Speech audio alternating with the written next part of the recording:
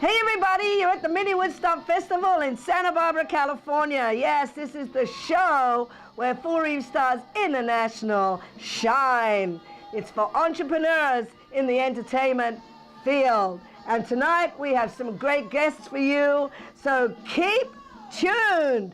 Here we go at the Dream Machine USA, telling you, lift your glasses, get all your hors d'oeuvres ready, because we're gonna have fun tonight. You're at the Dream Machine USA at ABG Studios and our TV studios, Mini Woodstock Festival. So join us, have fun tonight. We've got some great guests for you. Yay! Keep tuned, everybody. Hi, well, the Mini Woodstock in July. Oh my goodness, the time is flying this year. Anyway, I have an exciting guest for us tonight. And if you don't know who I am, I'm Lucy Looker, the Foreave Stars International Reporter. I report on all the international stars throughout the worldwide cooperative that we have. And tonight I'm going to interview a wonderful guest. She's from the US Bands Included Cooperative, and she's a TV producer. And yes, don't we need TV producers to be able to be entertained? Yes, we do. Well, without any further ado, I'm going to say hi to Gigi Amore. And I'm sure everybody knows Gigi Amore.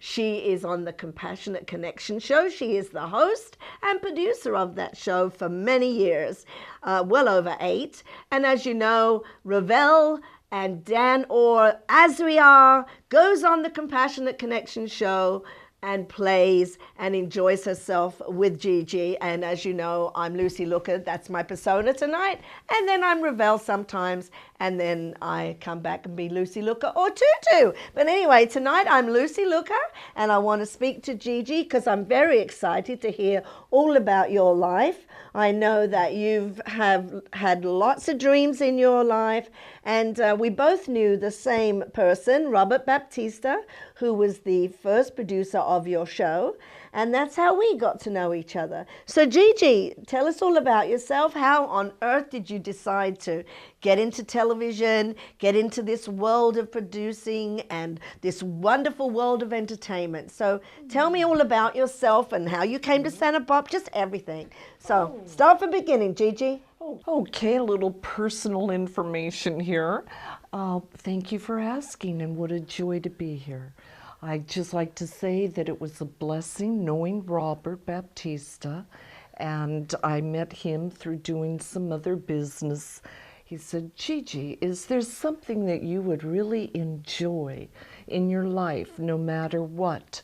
What would you like to do as a service? And I said, you know, I would love to be, big name, like Oprah.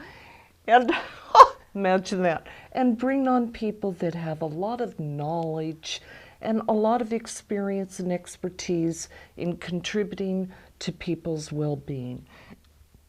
To me, that would be a joy. Gosh, cheers. What a joy to be here. I'm so excited. It's so lovely to have you, Gigi. I mean, you've been doing such a lot of work in helping people, I think, in our area, in Santa Barbara. But your show goes international. As you know, folks, if you did watch the Compassionate Connection show, you saw Tracy Tigger Savage from UK, and over in the UK they do this compassionate connection communication, Marshall Rosenberg's communication. And I really think that you've done so much for this town in that regard. I mean, you have a lot of followers, people that turn on that television on Tuesday nights to see your show. So I think it's something you ought to feel really proud of as well. You know, and I'm just wondering how Robert was able to twist your arm after that. There we go. The story. Back to the story. I got my voice. I'm so excited to share it because it was indeed absolutely a miracle to me. My joy was that Robert said, I happen to be a producer over at the channels, Gigi, and I wonder what you could bring.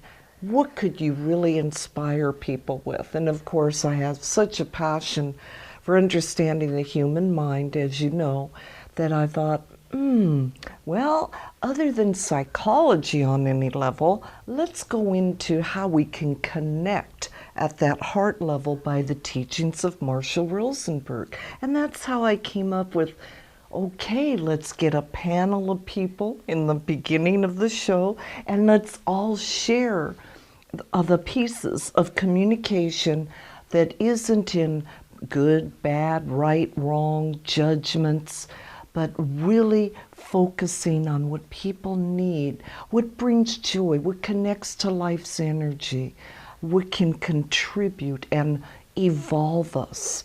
And so, boy, that was quite an accomplishment to bring across a crew of people. My instructor that first taught me and introduced me to nonviolent communication, the language of peace, by the way, and my passion is what got me through this. Just that sheer determination that the people need to hear that there is a better way to go around their lives and communicate with one another that would be inspirational. So it was just that love, just that concept that made me go forward without a lot of experience in the public, let's say, light, to just be able to come with an authentic heart and that joy of sharing. So that's how we got the wheels turning, and bless Robert's heart, because we all loved him. And in the language, as you know, of nonviolent communication, we use the giraffe as the big heart looking at the big picture, etc., and the jackal that's in the eagle, and it's just, it's your fault, you shouldn't have, this, that. And we loved our jackal producer, Robert. He was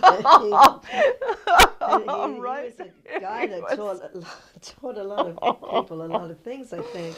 Yeah, he was an interesting person. So when it came, so he had the show going, did he? And is that what happened? And you took over, or how did that happen? Yeah, he went about saying, bring on a panel of people that are educated in this language. Let's try it out. I've got a director. What a blessing, Fred Winter. He's genius, as you know. And Tyler Geck. They've all been with you for such a long time. They've been with me for 8.5 years now, yes. 8.5 years. And so every Tuesday, 8.5 years. Yes. I got to say, I got to hand it to you. That, I mean, folks, it's no easy task producing a show. It just isn't. It's not easy, you know, to come up with everything that's necessary to pull off a show. And as you mentioned that, what comes to mind is, regardless of whatever occurred behind the scenes and obstacles that did come up, it was spiritually driven. And that's how it really has survived. Really? Absolutely. And how do you feel that, just from everybody that you met, that ever comes on there is spiritually inclined? Yes, that everybody is really on that level, that has the consciousness of wanting to contribute to life's energy force, that has some type of passion. I've had on lawyers, I've had on doctors, I've had on many, many people that are inspirational and teach, as you know, nonviolent communication throughout the world. And that has been so joyful because they all have such a loving heart. I fall in love with all of my guests because I know what is in their heart and what they have to offer up. So there you go. So tell me, what about you? I mean, I know Robert asked you, okay, what is it that you would love to do if you had the opportunity? And it came. I mean, it sort of opened up. Obviously, it was something you always thought about, because I believe dreams and goals are the way that we need to be happy and live. And if we're not fulfilling ourselves with our dreams and our goals, we won't be happy. And so that came into your life. And like myself, really, my dream of having a television show was way back in 1978 when I first began Foreave Stars International. And myself, I started in Australia. Lucy Looker came out of the ABC in Australia in their Social Club magazine.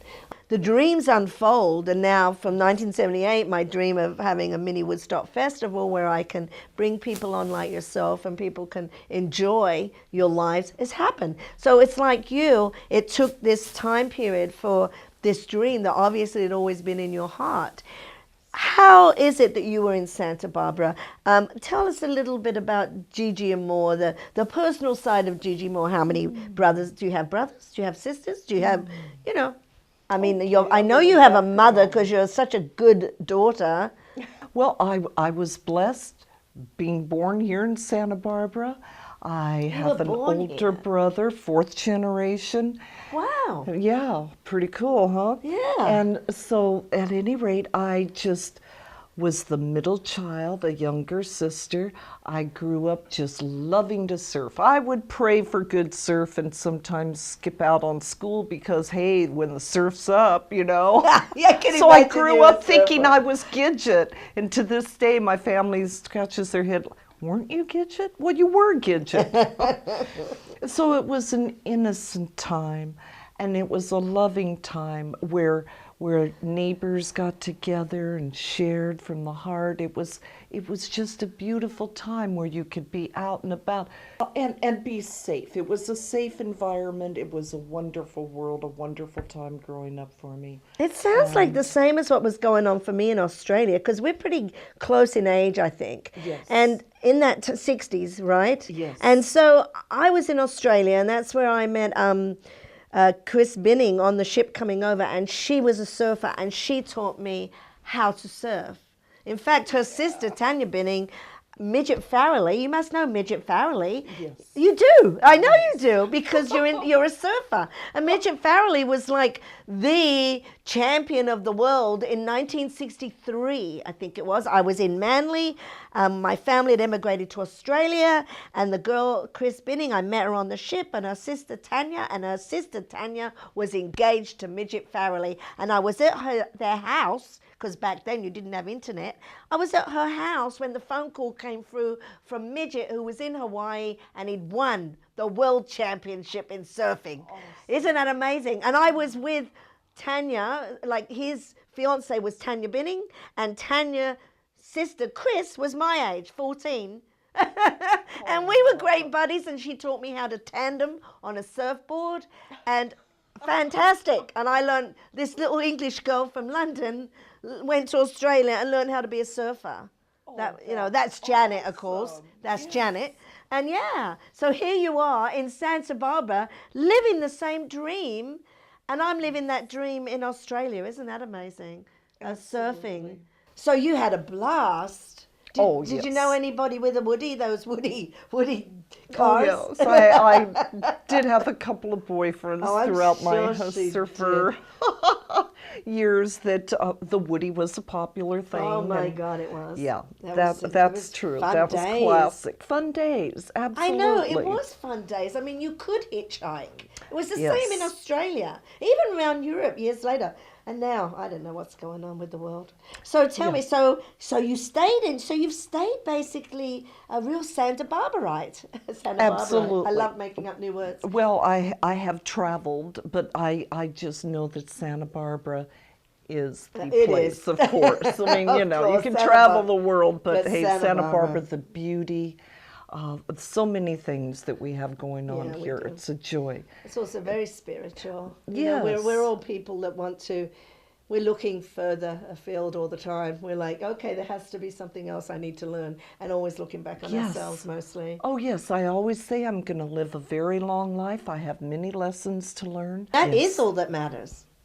Absolutely. The only thing that matters is what you know. And if it's your truth, I can accept that that is your truth, that's your reality, and I'm good with that. And I appreciate people when they are voicing and they're nakedly honest. A wonderful interview with Gigi, and we're looking forward now.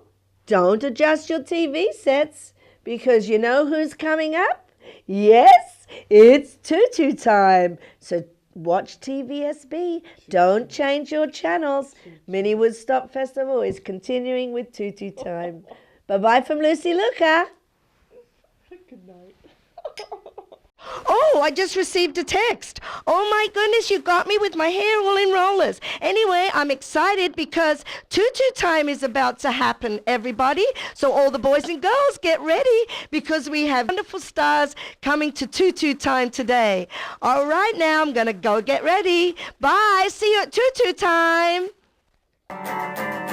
It's Tutu time. It's Tutu time. It's Tutu time for the young stars of Foreave. Tell me your goals, tell me your dreams, Tutu time. Tell me your goals, tell me your dreams at Tutu time. It's Tutu time and she loves you. Yeah, yeah, yeah. It's Tutu time and she loves you. Yeah. Tell me your goals, tell me your dreams. You're the young stars of Foreave. Tutu time, Tutu time. It's Tutu time.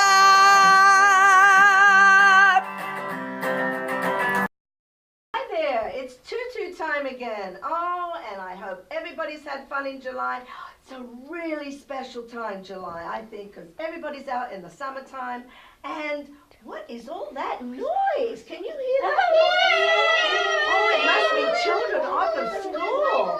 Oh my. Happy birthday, Tutu. Let's celebrate. Oh my goodness, it is my birthday month. Oh, it's Tutu's birthday this month, July. Cammy, it's your birthday too. Yeah. Well, happy birthday. High five. Woo! My goodness, it's Jack! Jack Metcalf, hey! What is all this? You guys have got cake. What's going on, Jack? It's Tutu's birthday today. Happy birthday, Tutu. Oh my goodness, well thank you, Jack. Oh my goodness, and there's another one. Oh, all this beautiful cakes, and this is Skylar's come in too. What do you think, what birthdays mean? What do birthdays mean to you guys? It means that you're celebrating your birthdays. And what does birthday mean? Does it mean you were born on that day, maybe? Yeah. Oh, so everybody celebrates that day, don't they? Here comes another one. It's Bradley. Bradley, oh my gosh, and he looks like this one, Jack. What are you doing here, Bradley?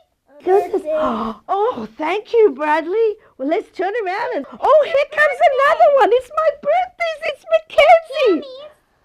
Oh, and Cammie's birthday too. I know, we have our birthdays together. Isn't that great? And, oh, there's another one. Oh, it keeps getting more. Hi, Travis. What are you doing here? Celebrating your birthday. You're celebrating my birthday and Cammie's, isn't it? Wow, we all have cupcakes. I love cupcakes. Now, what do we do and what do we say when it's somebody's birthday? Happy birthday to you. Happy birthday to you. Happy birthday, dear Tutu. Ooh, and Cammie. Happy birthday to you. Cha-cha-cha. Cha-cha-cha. Well, you know what I was thinking? You know what? Because there's lots of people in television land, right? That they're having birthdays right now. Isn't that right? Just because we're having our birthday doesn't mean to say they're not having birthdays. They're probably having birthdays everywhere.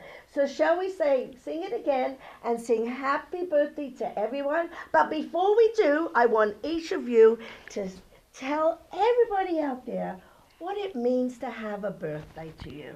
Okay, Cammie's first, then Travis. So It means you're celebrating night born babies, night are just born.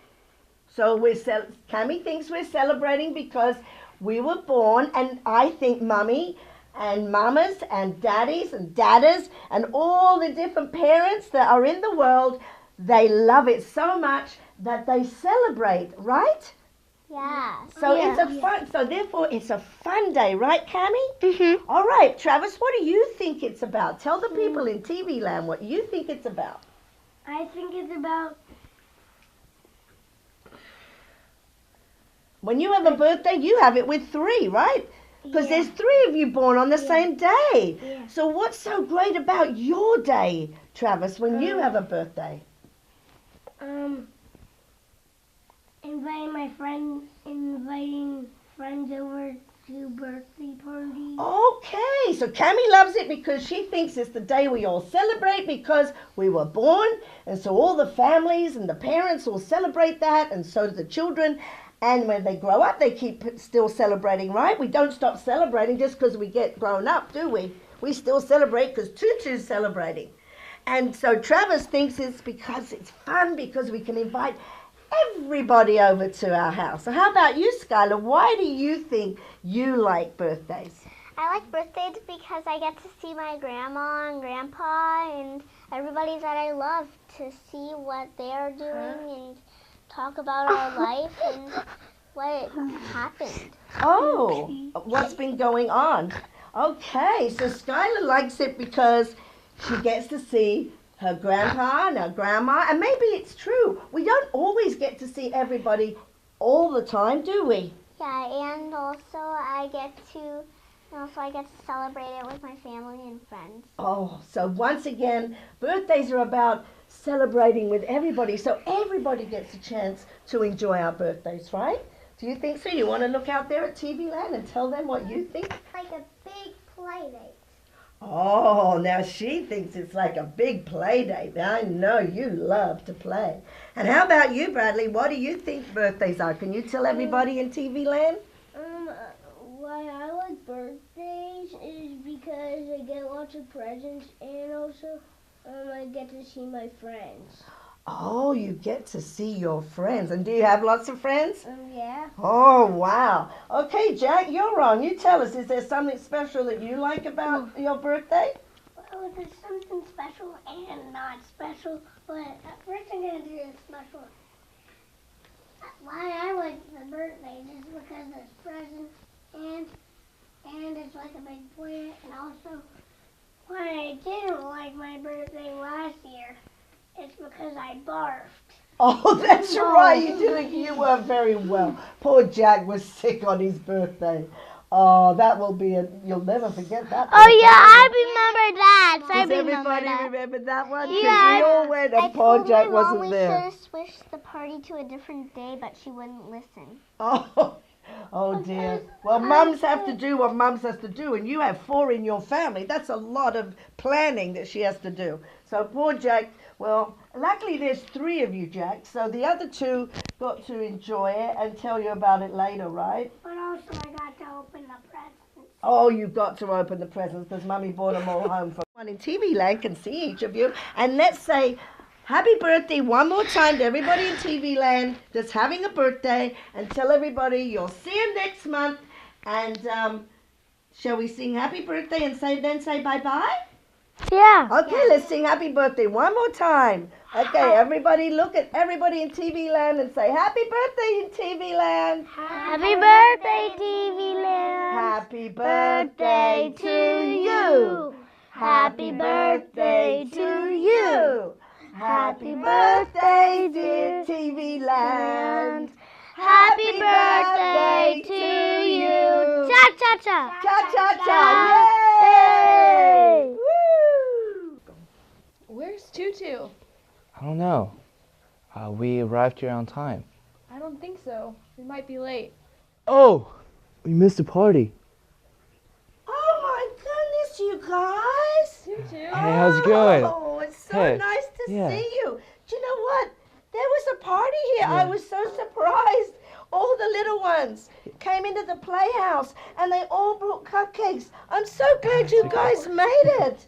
I didn't know that there was this surprise party going on, and you guys, I guess you knew about it. Yeah, we forgot. Oh, great. Yeah. Well, you are teenagers and you have Yeah. all graduated, half of you, but not you guys. Anyway, so I bought some cake Oh, for each nice. of us, to celebrate it. But, I had a question for everybody in TV land out there.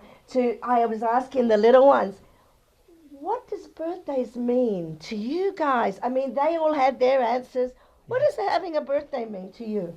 I think a birthday, it's not only like a celebration of life, but it's like your accomplishments. You can like take that time to like look back on everything that you've done that year and reflect on it. That's cool. So it's like a reflection Yeah. time. Yeah. It's like not Exactly. just celebrating as a party and with all your friends. That's what the little ones were all saying. Oh, it's all the friends. They love Yeah. having all the friends. Yeah. But I can get that. I see with the teenagers, it's more like accomplishments. Yeah. Yeah. And how about you, Jose? Well, I believe it's a time where you and your family and loved ones come together and celebrate your birthday. Yeah. So, yeah.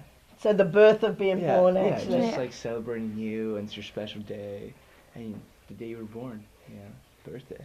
Wow, that's what I think too. And I was so surprised by everybody. Tutu's just been having such a whale of time. They're all out there with their balloons and everything. So I hope that you'll join us and you'll have fun because everybody's celebrating Tutu's birthday. And Yeah. let's sing happy birthday to everybody in TV land. What do you say? Yes. Yeah. Happy Happy birthday to you. Happy birthday to you. Happy birthday to TV land. Happy birthday to you. And me. Many, many more. We'll see you next time on Tutu Time. Bye. Hi, well here we are at the Mini Woodstock Festival. I hope you just enjoyed Tutu that was on. And do not adjust your TV sets, keep on TVSB because I have an extraordinary guest with me today. I was so excited when I found out about the Cow Sills Story, which is a family band and they're the ones that actually inspired the TV show, The Partridge Family. Well, I have a wonderful guest with me today who is the producer of the Cow Sills Story. And I'm very, very excited to introduce to you right now Louise Palanca. Oh, I'm so happy you found some time to get to see me because Louise is very, very busy. Not only is she an extraordinary producer, director, being an actress, I'm sure at some point too, everybody that's a producer has usually performed. I'm a stand-up comedian. Oh, there you go. And I do know she's Carol Metcalf's friend that we all saw in January. And so I can't wait to one day. Tell everybody all about yourself. Louise Palanca.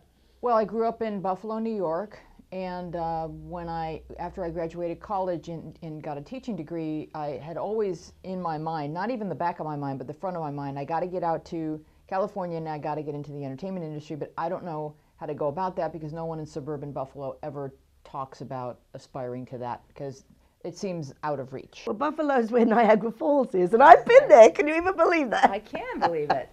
It's a tourist It's a great, destination. yes, it is. It's a great time. I really enjoyed There's a lot it. of water that falls off a cliff. You're gonna love it. No one walks up to Niagara Falls without going, "Oh my gosh!" That's true. It's just It's exciting, power that of nature. town. Yeah, it's great. And it's right on the border of Canada and New York. That's what was amazing to me because I was traveling through Canada into Yes, America. and we have Canadian cousins, so we're always back and forth. To us, Canada was like a suburb of Buffalo. So Oh, right. Of course, I get it. after I graduated college, told my parents I'm going to move to California. I'm going to go to graduate school, and I did for a semester. And then I figured out how to become a page. Because a page is the entry-level position that I knew of into the entertainment industry. Right. So when you're a page, you see the audiences for the TV Right, shows and right. everything. And that was exciting because I got to meet Lucille Ball and Bob Hope and Gene Kelly and all these people that would come on these shows because I was a page on a talk show called The John Davidson Show. Wow. He was very handsome. and that led to a job at a show called PM Magazine, and that led to me meeting a disc jockey named Rick Dees, and he asked me to write a syndicated radio show for him called The Weekly Top 40, which led to me being in radio and meeting other disc jockeys at Kiss FM, which was a very famous radio station, it still is, in Los Angeles. And we put together a company called Premier Radio Networks, which went on to be sold to Clear Channel, big company. And then I had the resources to kind of pursue more of my dreams. So one of the things that I did other than stand-up comedy was I decided to make this documentary about the Cowsills. Oh, yes. Tell them all about that, too. Well, the Cowsills were my favorite band when I was little. So, you know, a lot of little girls have teen idols. Today it's One Direction and Justin Bieber. But when I was a little girl, it kind of went from being the Monkees, who I was not that interested in, and maybe I was too young, I don't know. And then the Cowsills were a family that had a band, and I wanted to be in that family because I was not allowed to play the drums. It's too noisy and it's not for girls were the two excuses or reasons I was given, but I was so bridled, I was so frustrated by this because I wanted to do this and nobody supported that dream, and you'd hold the album cover and you'd wish yourself into that picture. If I were in this family, that I'd be drumming and harmonizing and it would just be wonderful, and they're so cute. Maybe I should just live next door, then I can marry one of them. You know, this is where your mind goes when you're 12. So I grew up and moved to California. I did all that stuff I just told you about. And I kept kind of hearing that one of the Cowsills plays around, and, you know, and I kept saying, oh, you know, one day I'll go over there.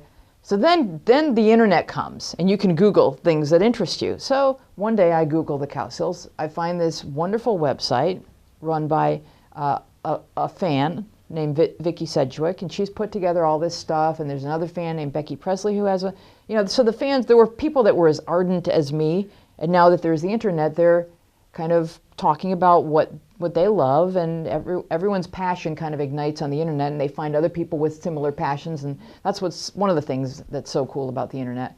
So they had like a guest book, and I signed, thank you for helping me grow up, and not knowing if any Cowsills are ever going to read that. Well, I heard from a fellow fan named Karen, and I call her Karen with a C because she spells it with a C, and she said to me, you should really come down to the pub where Bob plays. And I was like, okay, I could do that. In 3 weeks. Bob Cowsill, right? Yeah, and Bob Cowsill. And I made it in 3 weeks, because everything seems okay 3 weeks down the line. Like, I make a doctor's appointment in 3 weeks. But eventually 3 weeks comes and you have to go. So there I am sitting across the street, park my car, and I'm like, I do not want to go in there. I was terrified. I have interviewed hundreds, thousands of celebrities through Premier. I've already met everybody, and I'm terrified of going inside and meeting Bob Cowsill. That's because he was your idol. Yes, in my heart. I become my 12-year-old self. Of course. This is not an attractive person. Yes, I get it. She has a lot of pimples and she's quite chubby. I get it. So now who's your teen idol? Well, I was interviewing a musician last night, and he was from Scotland, and it was Cliff Richards. I loved Cliff Richards. Marty Wilde, all the Adam Faith. Mm-hmm. When I was 13. Sure. And of course, the American ones was Dion. I mean, these are the people that I was really into when I was 13. I love Dion. That's great. Okay. I was in London. I grew up in London. Yeah, you grew up in London. How exciting. And Australia. Oh, that's why you have this interesting I have blend of accent. Okay, so in I go, and I'm sitting there cowering. And I had described to Karen with a seat what I look like, and she finds me, and she's the sweetest person. And she brings me over to where all the fans are sitting, and it's at Pickwick's Pub in Woodland Hills on Ventura Boulevard. And I ordered a baked potato with chili inside, and I started eating it, and all of a sudden Bob Cowsill comes in and sits right next to me. Oh, how exciting. So I stopped eating because I'm not a nervous eater. And he said, and someone introduced me, and I couldn't talk. It was really bizarre. But then he gets up on stage and he starts to sing and play, and it's just magical. I mean, this guy with his voice and guitar can make all this music, because since the Cowsills ended in like 1971, he became what he calls a boulevard singer. And that's a guy that can really do a beautiful rendition of pretty much any 60s and 70s song, for 4 hours straight. As I'm watching this, I hadn't realized it was the night that the youngest Cowsill brother married one of the Bangles. Oh, really? By sheer coincidence. And they were all in town for the wedding, and they had taken their reception into the pub, and all of the Cowsills start streaming in, all of them. And it was like watching all of the posters on my walls grow up and come to life and start walking and talking, and so you can see how they gesture, you can see all those things you couldn't see when we were kids because there wasn't YouTube and you didn't, you didn't see people constantly the way you really feel like you know One Direction because they put out these little videos and you get to see their personalities and how funny they are. With the Cowsills, they're just standing awkwardly while Mike Douglas, does this.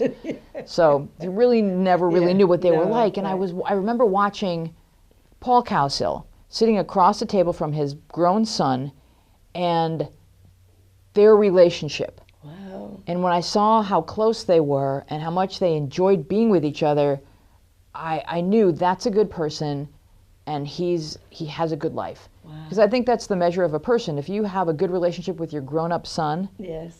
that means you're doing something right. Yes. But all the fans started talking about all the stuff, and their dad was such a jerk, and all. And I'm like, really? I thought I read that in People magazine, but I didn't know. And like, what else? And so they're telling me everything. And anyway, long story short, my birthday was coming up in like about 3 weeks. So I said to my family, let's go to the pub, and I want you guys to meet Bob. You're not going to believe it. I met Bob Cowsill, and so we go, and I started asking him if anyone had ever told their story. I knew nothing about making a documentary. I came from radio, and I was a comedian, but I thought I can figure this out. Right. A documentary is you pick up a camera and you start shooting things, and it's not like getting a script approved and that whole thing where you have no control over, what or if that would ever happen. But I figured I can do this. What I didn't realize is it's really hard. And it takes a long time, and you're dealing with a family, and you're telling their story. So they get to say, this is not making us comfortable. We don't like this. We want it this way.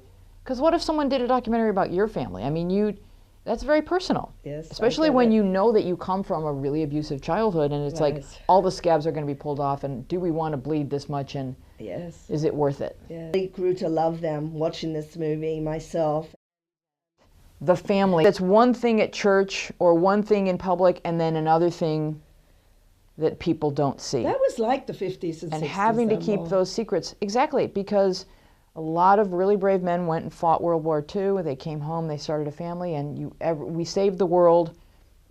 Everything's perfect, our lawn is cut, but who knew what all heck was breaking loose. Right. And this was an extremely public family, and their image was, aren't we a great family? I know, it was hard. It was heart-wrenching. Honestly, I felt for each and every one of them. I even felt for the dad, because I think he was ever so confused. I mean, coming from war and coming in, coming out, coming in, coming out. And I think he had this feeling of maybe not really fitting as a dad. And hey, I'd better put the law down. I'd better show that I am in charge here, because he was gone for 6 months. Because he was out there fighting whatever he was doing in the military, and then he would come home, and Mom had been handling everything for those 6 months, and all of a sudden he comes back on the scene. It's like, hey, you better listen to me, because I am important, and you all might not think I'm important, but I am. So he had his own challenges too. So my heart went out to, I'm gonna cry. The oldest son, that broke my heart. That broke my heart with the oldest son. Everybody, you really have to watch this. It's a really amazing movie, and I'm very excited. But I know that this isn't just I know this was a wonderful baby that you produced. I mean, I feel like that a little bit about my mini Woodstock and all the things I've done in my life. And it really affected me, this movie, because I thought from your angle, and now that you've told me how much they were your idols. Oh, yeah. Now, Louise is doing something very precious also. She's got so many projects out there. Please tell them about Our Place. You explain it, please. It's very complicated. I kind of call it a 360 environment, because it's an app that you can download on your iDevice. So you go into this social network, you create a profile, and you get to write about your interests and things like that. And then you go in and you're immediately talking to other kids like you, and the basis of the app is giving each other advice. And I personally answer at least 20 questions a day in sort of my own column called Ask Wheezy. And because I'm pretty good at working with kids, and I've been mentoring kids my whole life, so this kind of comes naturally to me. But then I had started out doing that where it was just an advice column. as an app, because I had written a book and I published the book as an app, and then at the end of the book I said, do you have any questions about growing up? Because the book is about me growing up. It's about my childhood. And the name of the book? The book is called Journals, Middle School Love and War. Wow, lovely. Yeah, and that's a very semi-autobiographical book. So then the letters started pouring in, and kids could read the answers in the app, and I could not keep up with it. And a lot of the letters were just like, tell Ashley that she should really break up with that guy. And it was, and I'm like the switchboard between all these letters. And I was like, I said to my developer, they've got to be able to talk to each other so I can take a shower. And another thing that we do as an extension of all this is that we have a video podcast every week, you know, just like you guys have, only our cameras aren't as nice. And we do it out of my home, and I've got a panel of teenagers. Right. And we have guests, and we weigh in on all teen issues. So we're talking about all of the stuff that matters to kids. Yes. And you watch a lot of programming for kids on some of the different channels, and it's kind of like the fluff of life, but it's not like at the core of what's really buzzing around their brains, which they want to know about relationships and dating, and does he like me, and how do you talk to a girl, and what's happening to my body, and what do I do, what if I get my period at school, and you know, and the kids get depressed, and the latest epidemic is cutting. They harm themselves, and it's absolutely just this horrifically addictive behavior that's so self-destructive, and the behavior itself is kind of like is screaming to the world.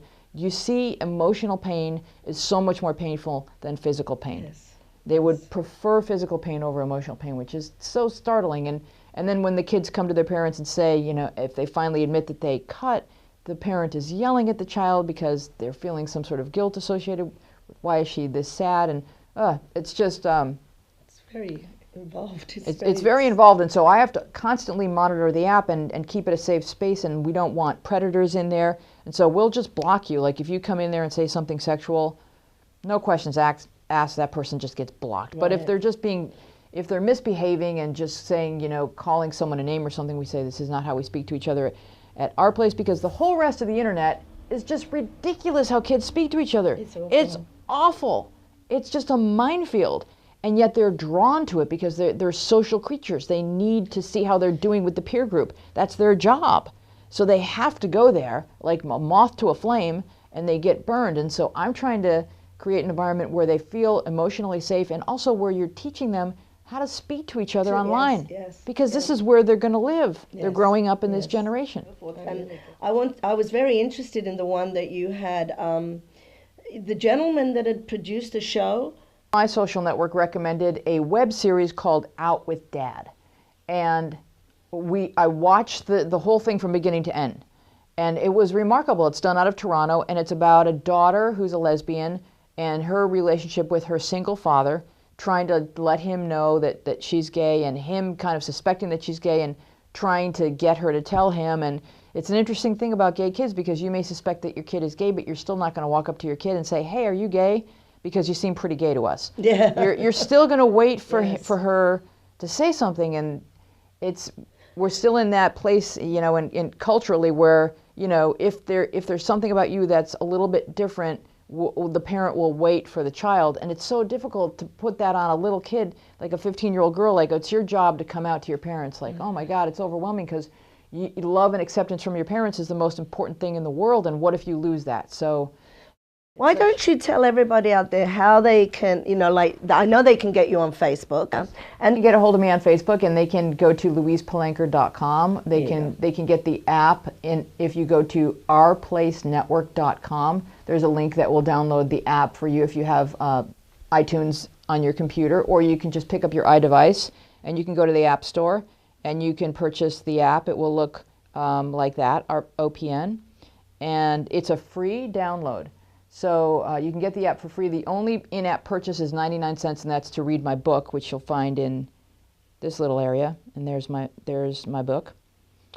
And I use so it's very anecdotal about my childhood, and I use pictures from my childhood, and then lovely, and then pictures from my dad, who was a soldier in World War II, that he took during World War II. So the book is also available on Amazon, and the Cow Sales movie is available on Amazon, and so I had two sisters, and I have two sisters and one brother, and I kind of changed all the names, but my mom and I changed our last name, but the rest of it is pretty autobiographical. You'll have to get the book, folks. Well, I just want to say, I'm blown away. I'd love to have you for like a whole week and hear all your stories because you're very exciting. Where will I be sleeping? Well, we have the Dream Machine. We put everybody up from all overseas that comes in here. So you're more than welcome to come up sometime, stay the night, and we'll get the rest of the story, folks. I play the drums too. Yeah, you do? Yeah. So we must have you back as a musician then, folks. love That's it. what we will do.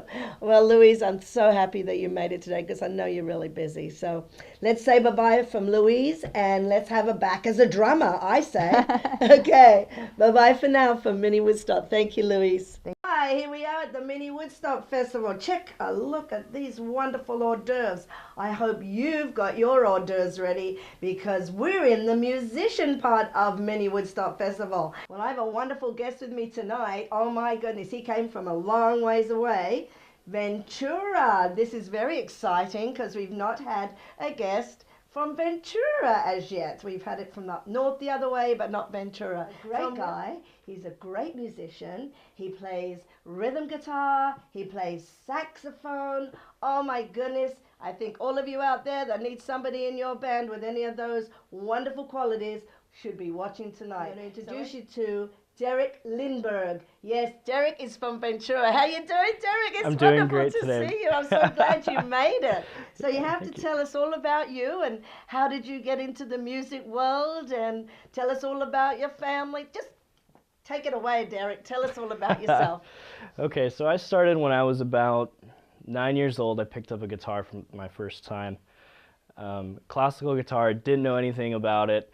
I just wanted to play guitar. And so I picked it up, was learning from friends, I was learning from coworkers, I was learning from everything. So you were playing classical guitar? I had a classical guitar. I was playing more rhythm stuff. Oh, okay. So that's how I got my roots. Everyone wanted to play the Jimi Hendrix and, the Eric Clapton. But I decided to be different because I didn't want to be like those guys, how they always play those lead stuff, but there's no one to back them up. That's a good one. That's so true. You can't play at the beach. You can't play, on hikes. You can't play wherever you want because you're only playing lead stuff. Yeah. And so, and I wanted to sing, and I wanted to. Right now, I'm in just a jazz band, actually playing saxophone. Oh, nice. At the Ventura College jazz band. Nice. As far as guitar goes, rhythm guitar. Not really into anything right now, but I'm definitely interested. I'm very capable of learning chords. I'm capable of carrying a band, and looking forward to play. Wonderful. Pretty much anything that uses rhythm guitar, I play. So, is it in your family? Is this? My parents are very, very musically talented. Okay. My dad also plays guitar. He plays trumpet. He plays saxophone and piano. Wow, nice. And so I grew up around a musical family. They still play them. They're great musicians. My mother plays flute. Wonderful. And she's oh my gosh, a wonderful musician as well. Do they still play around? Absolutely. Really? So, that's exciting. In Ventura? Do they live in Ventura? Yes, ma'am. Oh, wow, that's great. Other things, are you going to school right now at the yes, college? Yes, okay. I'm going to Ventura College right now. Okay, and what are you studying? Business, actually. Exciting, good. Entrepreneurs, everybody. Exactly. You'll be able to run your own music business. Exactly. Whatever that may be. Exactly. Yeah, that's awesome. It's great. Yep. And do you enjoy it? Are you enjoying it? Yeah, absolutely. Yeah, it's one of my favorite things to do. I do have a younger brother. He's 14. He also plays saxophone. Wow. What is this with the sax in your family? And so he's up and coming. I left a legacy at my high school. Wonderful. And so he's trying to continue that legacy. And as far as plans go for the future, take care of college. I really want to succeed in life. I'm trying to get a house by 25. I'm trying to be successful. What's your phone number? You can reach me at area code 805-890-8092. That's my cell phone number, area code 805-890-8092. And you can pretty much get a hold of me anytime. We're going to have fun. Anyway, folks, keep tuned because we're going to have a great jam. And we'll see you in next Mini Woodstock next month, too. Bye.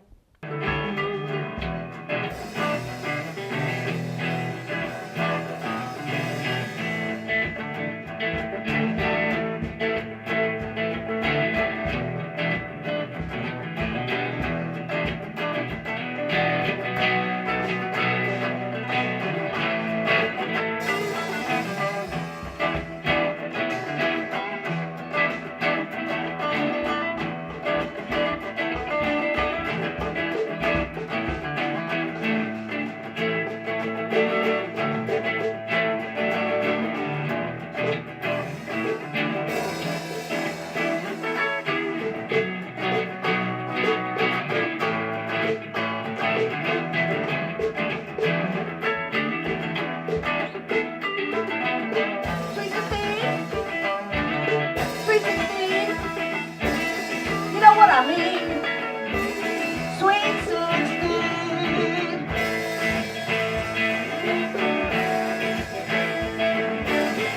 Sweet 16, you know what I mean?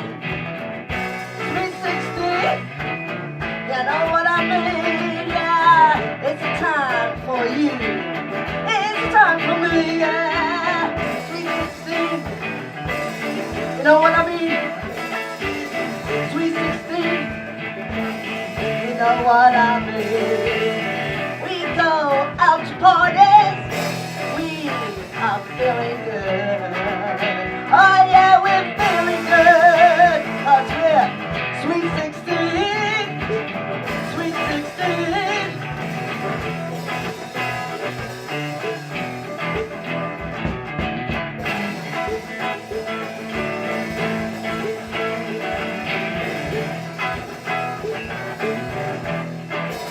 Sweet 16, you know what I mean, yeah.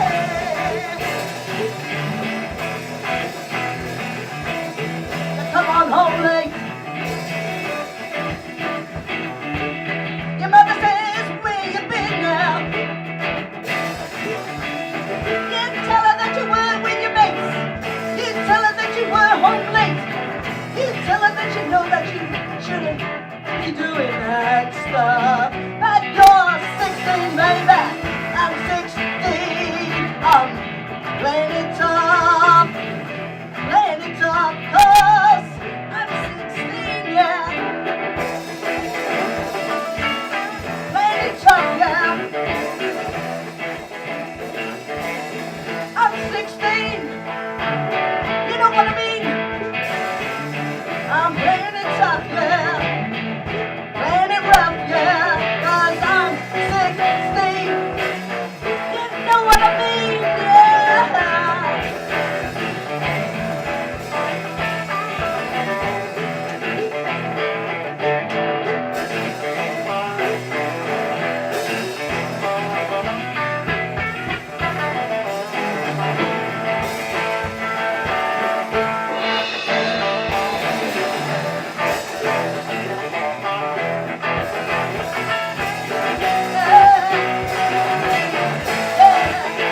Sweet 16, you know what I mean, yeah.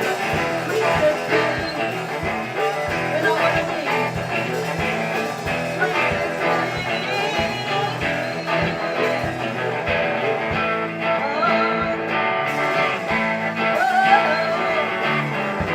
Sweet 16, you know what I mean. We're playing it rough now. We're playing it tough now. We're 16, baby. We're 16,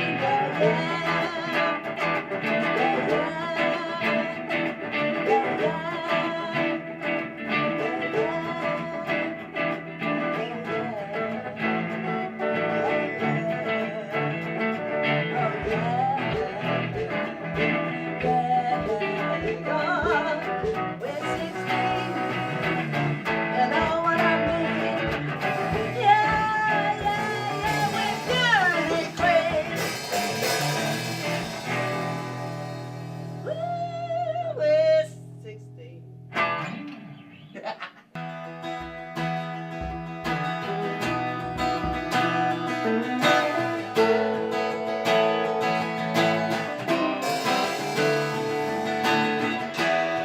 Just another summer's day, wasting my life away.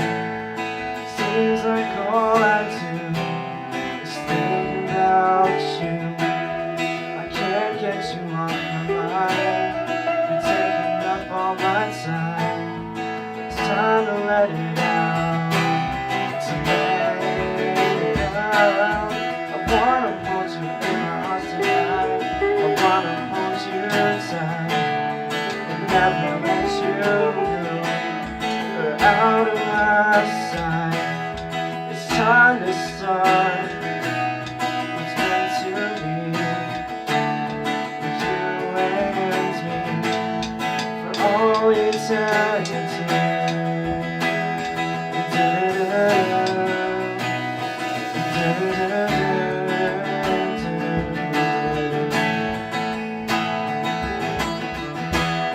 Those beautiful eyes seem to hypnotize every time that I look at you.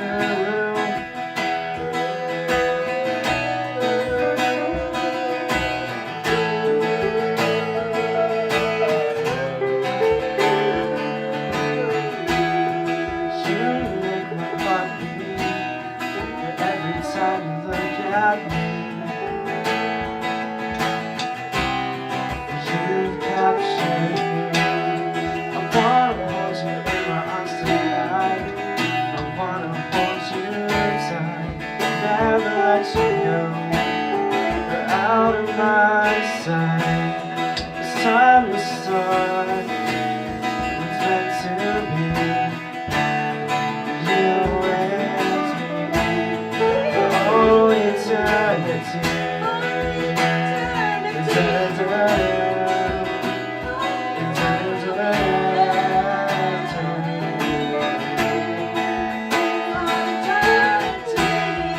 Wanna hold you in my arms tonight, never let you go, never let you go.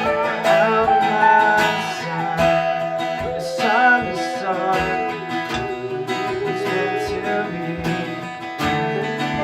You and me for all eternity.